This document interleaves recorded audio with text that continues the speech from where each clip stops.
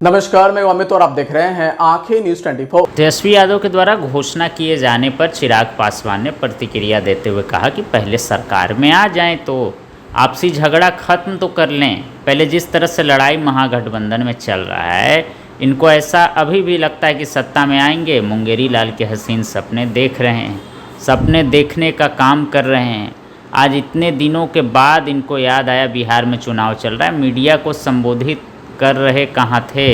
इतने दिनों से एसी कमरे में बैठकर अपनी महत्वाकांक्षाओं को समझने का काम कर रहे हैं।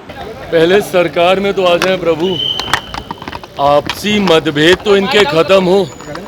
जिस तरीके से in fighting with in the alliance चल रही है महागठबंधन में, और जिसकी वजह से महागठबंधन पूरी तरीके से कोलैप्स हो गया, उसके बाद भी अगर इनको ऐसा लगता है कि ये सत्ता में आएंगे, तो मुझे लगता है कि ये मुंगेरी लाल के हसीन सपने जागते हुए भी ये लोग सपने देखने का काम कर रहे हैं। आज इतने दिनों के बाद तो इनको याद आया कि बिहार में चुनाव चल रहे हैं और मीडिया को आके कम से कम हम संबोधित करें और हम बताएं कि हम और क्या सोच रख रहे हैं। कहाँ थे इतने दिनों से ये लोग? एसी कमरे में बैठकर सिर्फ अपनी महत्वाकांक्षाओं के विवाद को सुलझाने का काम कर रहे थे। अभी थोड़ी देर पहले कांग्रेस के चुनाव प्रभारी अशोक जी भी आए। आज उनको याद आया है कि भैया वो चुनाव प्रभारी बने हैं जब पूरी तरीके से महागठबंधन खत्म हो गया, ध्वस्त हो गया, धराशायी हो गया। उसके बाद तो इनको याद आया कि आए हम लोग बैठे बातचीत करें। राहुल जी कहाँ हैं? राहुल गांधी जी भैया थोड़े दिन पहले तक तो एसआईआर को लेके घूम घूम के भ्रम फैलाने का काम कर रहे थे।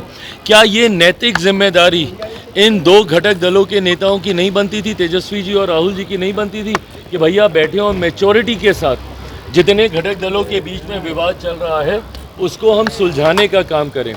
ये पूरा प्रकरण ये दिखाता है कि जो घटक दल, जो गठबंधन आपस में 5-6 घटक दलों को ही एक साथ नहीं रख सकता, तो वो बिहार की 14 करोड़ जनता को क्या एक साथ रखेगा?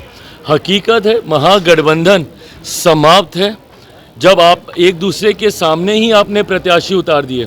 और जो ये बोलते हैं कि 11, 12, 15 सीटों की बात है, भाई अगर एक जिले में 6 विधानसभा और एक विधानसभा में आप एक दूसरे के खिलाफ आप प्रचार कर रहे हैं, तो कैसे बाकी की 5 विधानसभा में आप बोलिएगा कि भैया हम एक साथ हैं?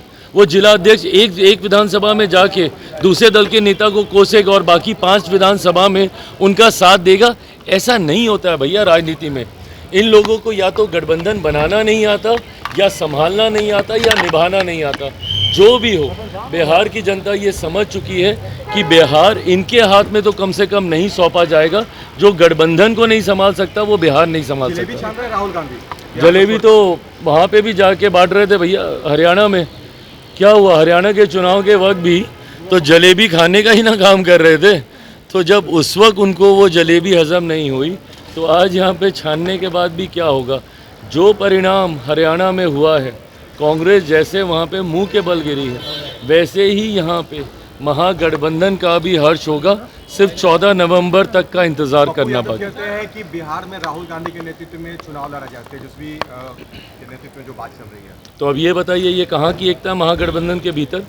हम में से घटक दलों ने किसी को बोला कि मुख्यमंत्री नीतीश कुमार जी के नेतृत्व से किसी को एतराज़ है? हम सब एक साथ एक सुर में मुख्यमंत्री नीतीश कुमार जी के नेतृत्व में 5 दल एक साथ आगे बढ़े।